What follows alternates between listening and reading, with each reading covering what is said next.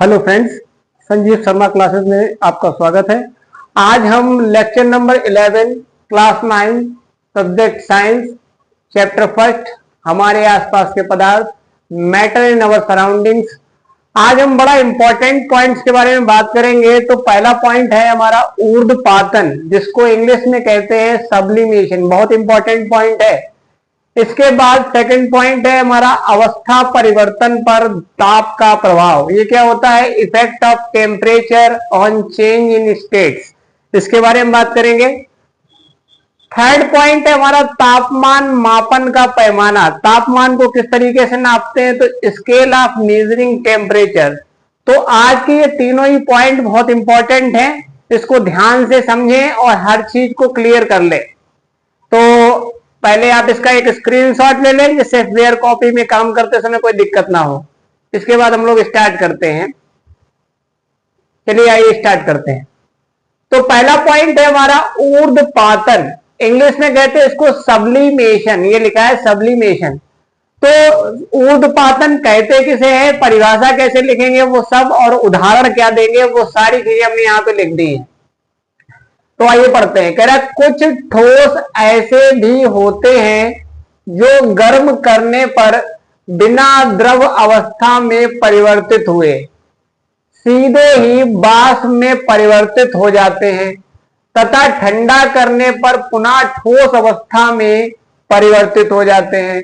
ऐसे पदार्थ ऊर्ध्वपातज कहलाते हैं तथा यह प्रक्रिया ऊर्ध्वपातन कहलाती है।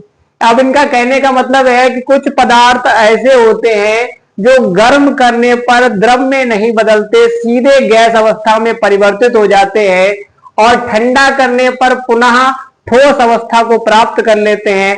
तो ऐसे पदार्थों को ऊर्ध्वपातज पदार्थ कहते हैं तथा यह क्रिया ऊर्ध्वपातन कहलाती है। तो एक बार फिर से समझते हैं। ऊर्ध्वपातन यानी सब्लिमेशन कह रहा है कुछ ठोस ऐसे भी होते हैं जो गर्म करने पर, पहले गर्म किया, बिना द्रव अवस्था में परिवर्तित हुए, द्रव में परिवर्तित नहीं हो रहे, सीधे ही वाष्प में परिवर्तित हो जाते हैं। यानी बिना द्रव में परिवर्तित हुए सीधे वाष्प में परिवर्तित हो रहे हैं तथा ठंडा करने पर, यानी जब ठंडा किया तो पुनः ठोस अवस्था को प्राप्त कर लेते हैं। ऐसे पदार्थ ऊर्ध्वपातज कहलाते हैं तथा यह प्रक्रिया ऊर्ध्वपातन कहलाती है। तो ये आपका परिभाषा हो गया। इसके कुछ उदाहरण दिए गए, उदाहरण देखिए। तो पहला उदाहरण आपने कपूर के तौर पे लिया होगा। घरों में पूजा करते समय आप जब कपूर जलाते हैं तो वो सीधा ठोस अवस्था से गैस अवस्था में परिवर्तित हो जाता है, द्रव अवस्था में परिवर्तित नहीं होता। दूसरा एग्जाम्पल है हमारा अमोनियम क्लोराइड का। फॉर्मूला होता है इसका NH4Cl। यानी जब अमोनियम क्लोराइड को गर्म करते हैं तो सीधे गैस अवस्था में परिवर्तित हो जाती है, द्रव में परिवर्तित नहीं होती है। थर्ड पॉइंट है हमारा ठोस आयोडीन का। आयोडीन का प्रतीक क्या है? I2। यानी जब आयोडीन को गर्म करते हैं तो ठोस अवस्था से सीधे गैस अवस्था में परिवर्तित हो जाती है। तो ये हमारा ऊर्ध्वपातज पदार्थ में आएगा। इसके अलावा एक पॉइंट और है नैप्थलीन। तो नैप्थलीन भी ऊर्ध्वपातज है। ये ठोस अवस्था से सीधे गैस अवस्था में परिवर्तित हो जाती है। तो आपको ये चारों एग्जाम्पल ध्यान रखने हैं। Kapoor, ammonium chloride, formula NH4Cl, ठोस आयोडीन, फार्मूला I2 और नैप्थलीन। तो ये चार आपके पॉइंट हो गए। इसके बाद हमारा नेक्स्ट पॉइंट आता है अवस्था परिवर्तन पर ताप का प्रभाव। इंग्लिश में कहते हैं इसको effect of temperature on the change in state. कह रहा है कि अवस्था परिवर्तन पर ताप का क्या प्रभाव पड़ता है। तो ताप का अवस्था परिवर्तन पे क्या प्रभाव पड़ता है, यहां पॉइंट के थ्रू हम समझाएंगे आपको।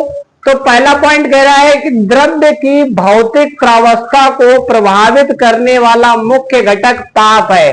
तो हमने जहां जहां इंपॉर्टेंट पॉइंट्स हैं उनके नीचे अंडरलाइन भी कर दिया, जिससे आप चीजों को अच्छे से समझ जाए।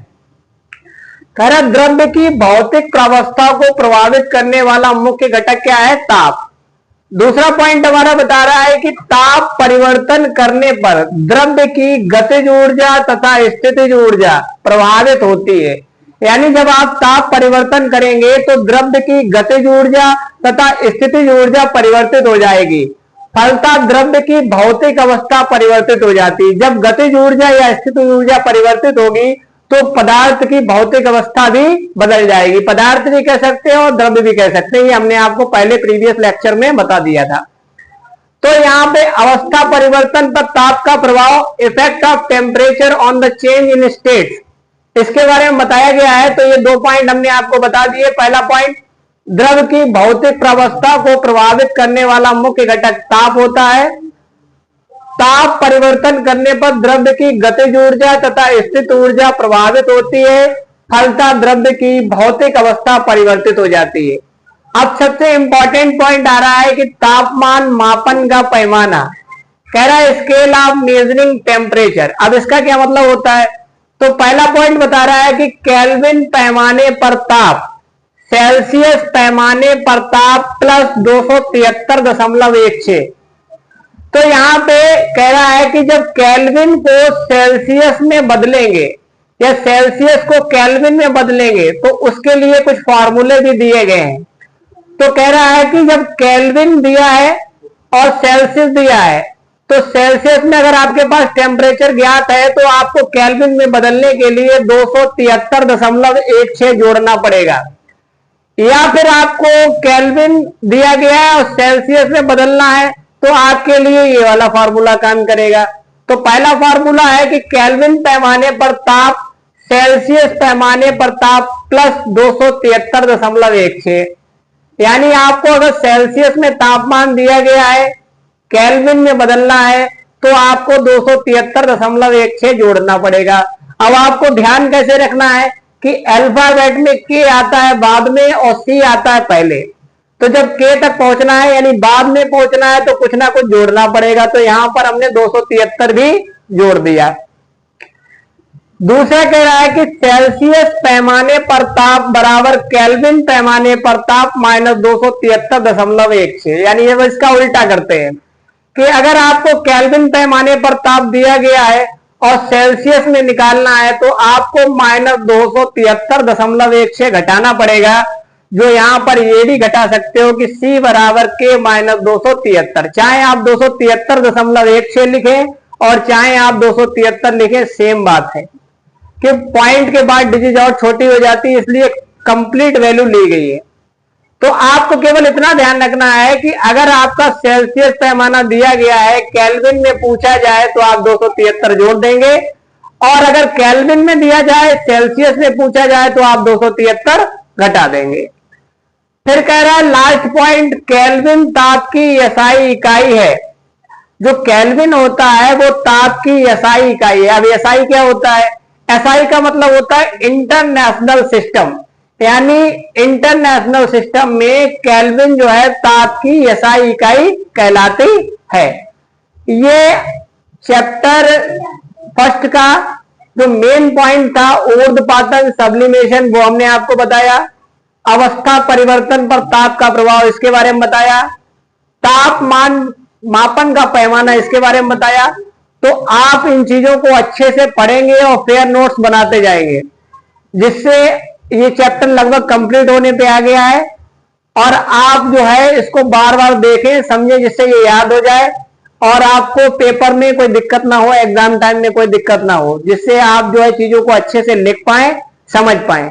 अगर आपको ये वीडियो अच्छा लगता है और यूजफुल लगता है तो आप इसे लाइक और सब्सक्राइब कर दिया करें, जिससे हमको मोटिवेशन मिलेगा और हम आपके लिए अच्छा और बहुत अच्छा कर पाएंगे। धन्यवाद।